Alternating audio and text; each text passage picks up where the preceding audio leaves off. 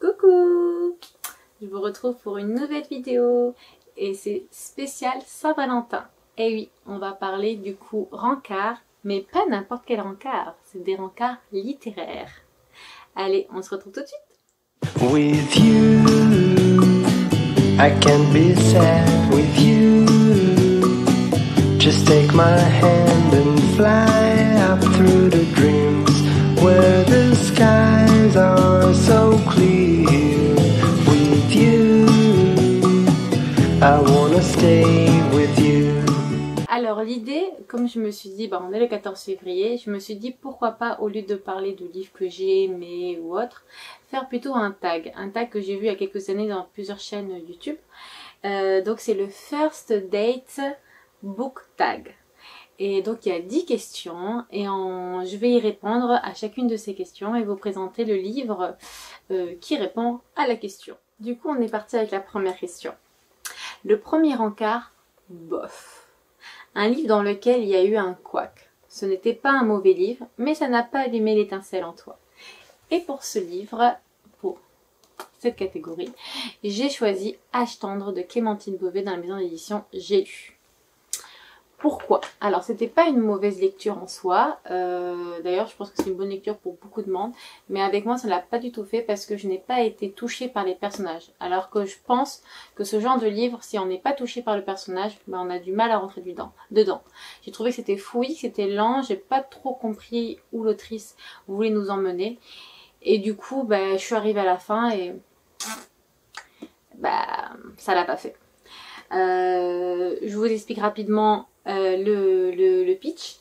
Donc en fait c'est Valentin, on suit un adolescent qui va pour son année civique dans une maison de retraite particulière parce qu'en fait tout est, c'est des gens qui ont l'Alzheimer et tout est mis autour d'eux. Ils sont dans un cadre de l'époque des années 60. Et lui, il va passer son année là-bas. Et au départ, c'est un garçon plutôt froid. Voilà, il est un peu distant avec les gens, etc. Et cette année va forcément le faire évoluer. Donc, on découvre tout ça à travers le roman. Et le roman, en fait, correspond à son rapport de stage de cette année civique. Voilà. Donc, en effet, il y a eu une évolution. Mais bon, comme j'ai pas été attachée par le personnage de Valentin, j'ai eu du mal à rentrer dedans. On passe à la question suivante. Question numéro 2. Le premier encart bas de gamme. Un livre qui s'est révélé moins bien que ce que tu imaginais. Et là, je vais vous parler des Portes perdues de Sinan McGuire dans la maison d'édition Pygmalion. Alors, ce livre s'est vraiment révélé moins bien que j'y pensais. Il a eu tellement de bons échos. Alors, c'est le premier tome en fait d'une saga. J'ai du mal à rentrer dedans. L'histoire était...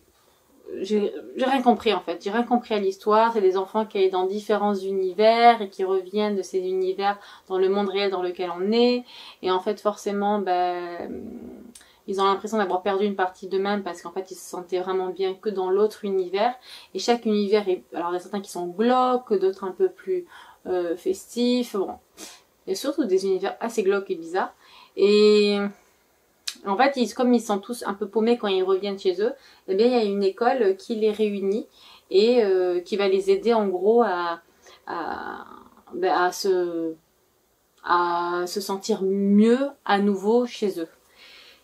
Mais il y avait plein d'explications, des mondes parallèles et tout. J'ai rien compris, ils m'ont paumé. Et en fait, c'est tout court et en même temps, non, pas du tout. Ça n'a pas fonctionné avec moi à nouveau. Pour ce livre. Allez, on passe à la question suivante. Alors, on va passer à une question du coup plus sympathique. C'est la question numéro 3. C'est le rencard bien préparé. Un livre mieux que prévu. Et pour ça, je prends la Dupree de Guennevière, Kristen White et de la maison d'édition de Saxus.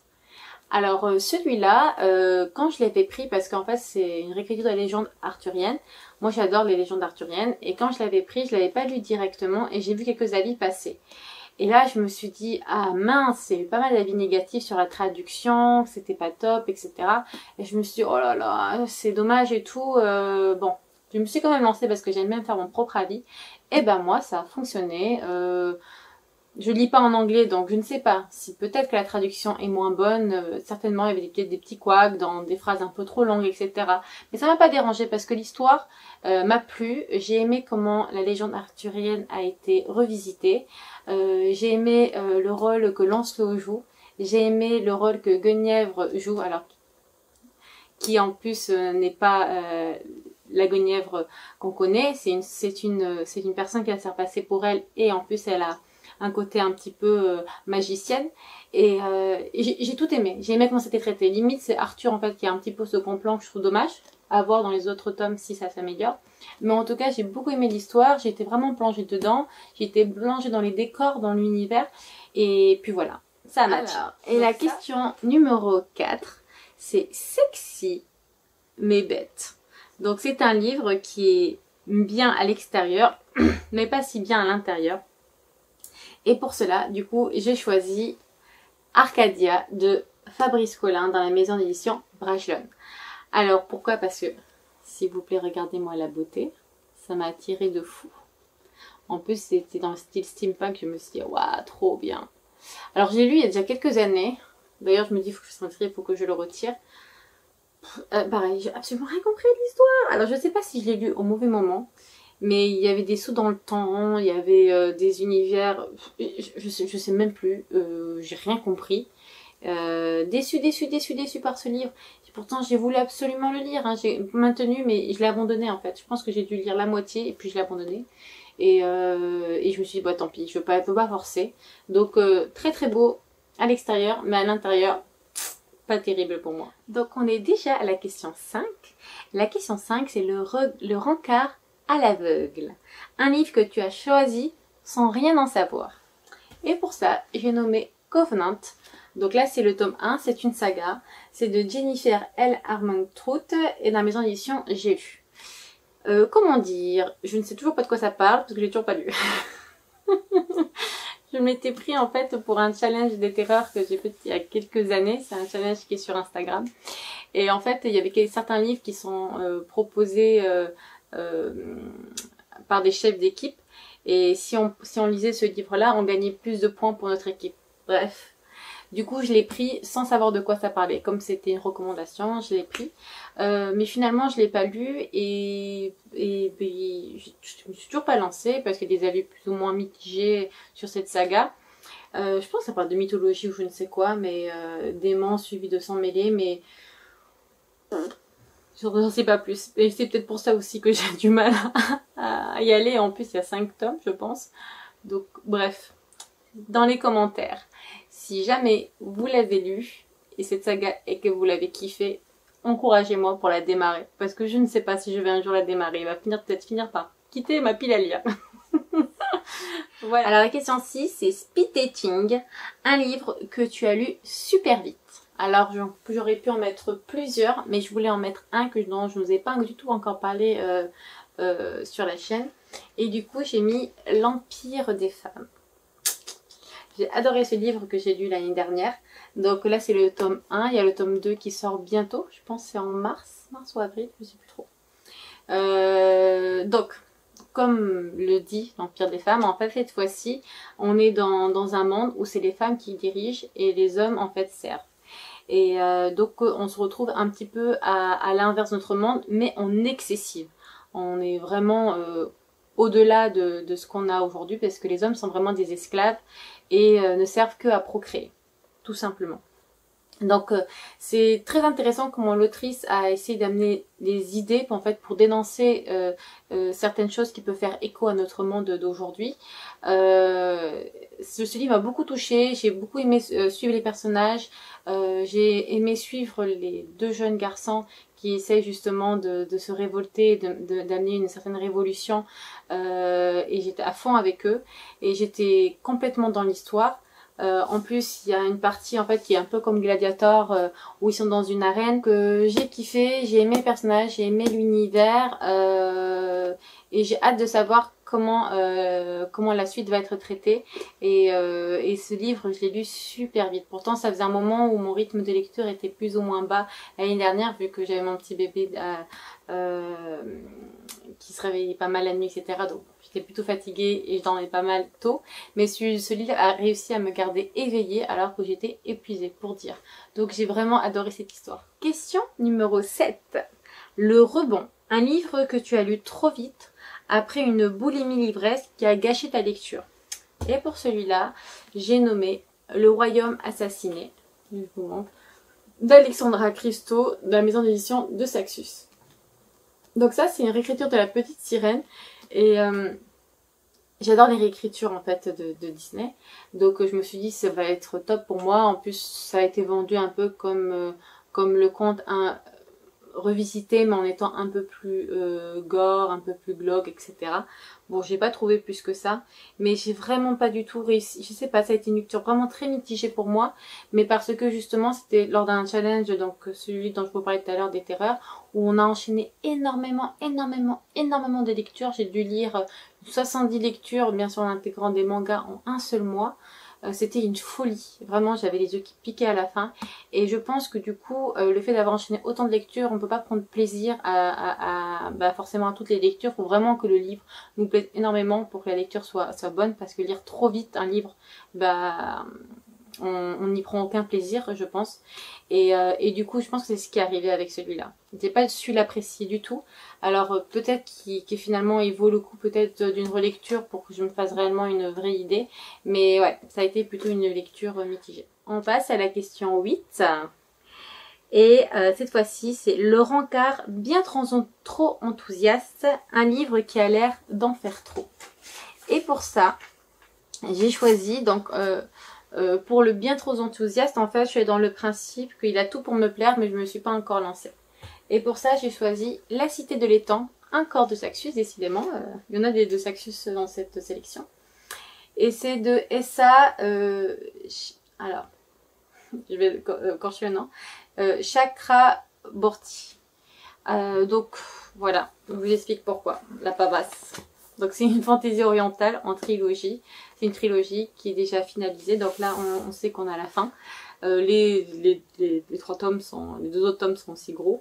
Et je pense que je me suis toujours pas lancée parce que, j'ai jamais eu de fantaisie orientale, même si je pense vraiment que ça va me plaire et j'ai hâte de découvrir des fantaisies orientales. Mais vu la pavasse, en fait, je recule et il faudrait que je lise en lecture commune pour me motiver, je pense.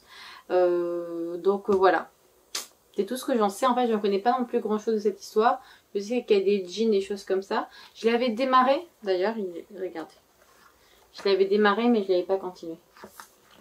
Mais c'est sûr que je le reprendrai depuis le début, parce que je me souviens plus. On est déjà à la question 9. Et la question 9, c'est le premier encart parfait. Donc c'est un livre qui a été parfait à tous les points pour toi.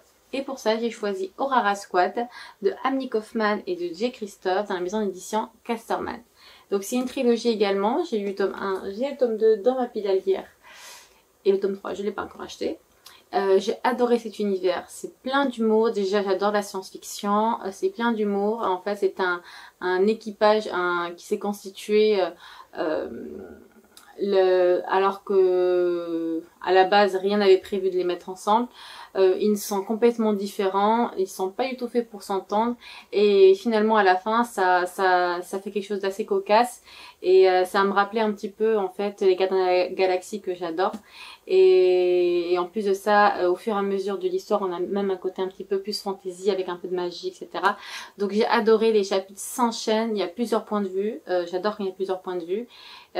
Donc voilà, vraiment j'ai adoré cette lecture et il y avait tout dedans qui pouvait me plaire. Donc j'ai hâte de continuer cette saga et j'espère qu'elle me plaira autant, que les autres tomes me plairont autant que le premier.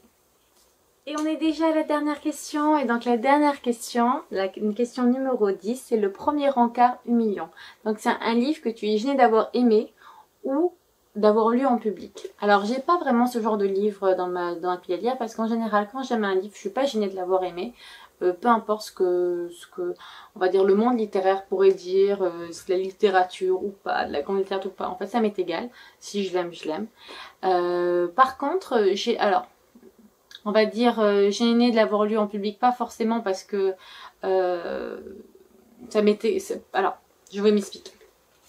J'ai mis les livres de Virginie Grimaldi. Donc j'ai mis les 3 que j'ai déjà lus d'elle. J'en ai encore un dernier dans ma pile à lire. Pourquoi j'ai mis cela? Parce que à chaque fois que je lis un roman de Virginie Grimaldi, je pleure. Je les ai souvent lus dans le train, ces romans. Je les lis super vite et je pleure à chaque fois. Donc les gens me regardent toujours un peu bizarrement en mode qu'est-ce qu'elle a celle-là? On me regarde bizarrement. Donc ça pourrait être gênant en quelque sorte de la manière comment les gens nous regardent. Même si moi encore une fois ça m'est égal, sinon je ne les lirai pas à l'extérieur parce que je sais très bien que je vais pleurer. Je décide de vivre ma lecture comme j'ai envie de la vivre et si je suis touchée, je peux pas bloquer mes larmes. Donc voilà, en plus je suis quelqu'un de très sensible donc je pleure très facilement. Donc voilà, s'il y a quelque chose que je pourrais mettre, on va dire à la limite ça serait des livres où je pleure à l'extérieur. Donc voilà, j'ai mis ce de Virginie Grimaldi parce que ça ne loupe jamais. Donc voilà, le tag est déjà fini, c'était très sympa à faire, j'espère qu'il vous a plu. Je vous souhaite une joyeuse Saint-Valentin, que vous soyez célibataire ou en couple. Le plus important c'est déjà de s'aimer soi-même. Et voilà, je vous dis à bientôt pour une prochaine vidéo. Bien sûr, si cette vidéo vous a plu, n'hésitez pas à mettre un petit pouce, à vous abonner, ça fait toujours plaisir. Un petit commentaire, peut-être me donner vos 10 livres qui répondent aux questions. Ça me fera plaisir de les lire. Si vous êtes allé au bout de cette vidéo, n'hésitez pas à mettre un petit cœur pour la Saint-Valentin.